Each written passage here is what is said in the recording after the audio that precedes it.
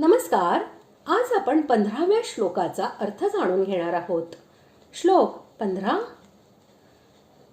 यस्मान्नो द्विजते लोको लोकान्नो द्विजते चयः हर्षामर्षभयोद्वेगैर्मुक्तो यस्य च मे प्रियः. श्लोकाचा अर्थ: ज्याच्यापासून कोणत्याही प्राण्याला त्रास होत नाही, तसेच ज्याला कोणत्याही प्राण्याचा उबग येत नाही, जो हर्ष, मत्सर, भीती आणि उद्वेग इत्यादींपासून अलिप्त असतो, तो भक्त मला प्रिय आहे. सर्वत्र भगवत बुद्धी असल्यामुळे भक्त हा जाणून बुजून कोणाला दुःख, संताप, भय आणि क्षोभ हे देऊ शकत नाही. त्याच्याद्वारे स्वाभाविकपणे सर्वांची सेवा आणि परमहितच होते. म्हणून त्याच्याकडून कोणालाही कधी उद्वेग होणार नाही.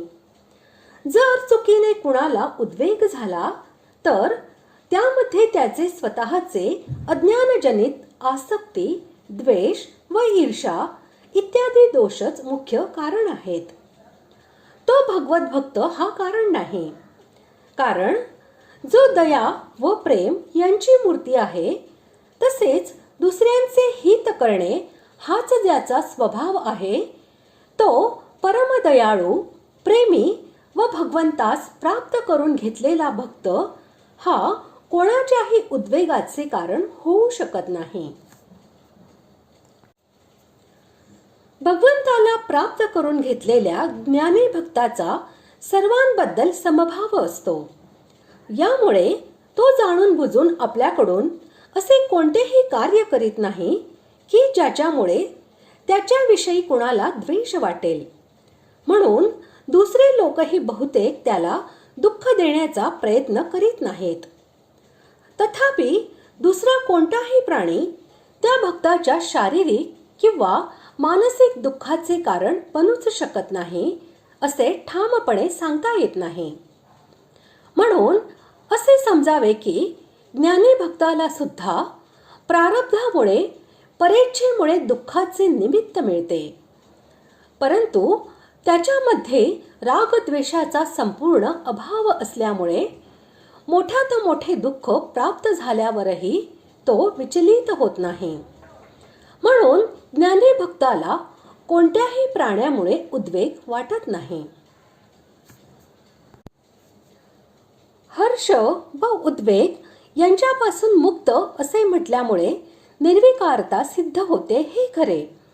तथापि सर्व विकारांचा अत्यंत अभाव असल्याचे त्यामुळे स्पष्ट होत नाही. म्हणून भक्तांमध्ये संपूर्ण विकारांचा अत्यंत अभाव असतो ही गोष्ट स्पष्ट करण्यासाठी अमर्ष व भय यांचाही अभाव सांगितला आहे. याचा अभिप्राय असा की मनुष्याला हव्या असलेल्या मान, मोठेपणा व धन इत्यादी वस्तूंची प्राप्ती झाल्यावर ज्याप्रमाणे हर्ष होतो, त्याप्रमाणे आपल्यासारखे किंवा आपल्यापेक्षा अधिक दुसऱ्यांनाही त्या वस्तूंची प्राप्ती होताना पाहून प्रसन्नता वाटली पाहिजे. परंतु असे न होता अज्ञानामुळे लोकांना उलट असूया वाटते आणि ही असूया विवेकशील पुरुषांच्या मनामध्येही दिसून येते. तसेच इच्छा, नीती आणि धर्म यांच्या विरुद्ध असलेल्या पदार्थांची प्राप्ती झाल्यावर उद्वेग, तसेच नीती व धर्म यांना अनुकूल असलेल्या दुःखप्रद पदार्थांची प्राप्ती झाल्यावर किंवा त्यांची शंका आल्यास भीती वाटते असे दिसून येते.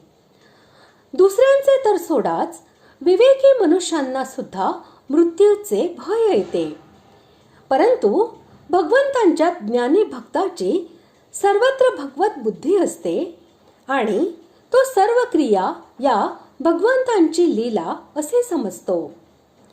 त्यामुळे ज्ञानी भक्ताला असूया वाटत नाही, उद्वेग वाटत नाही आणि भय सुद्धा वाटत नाही.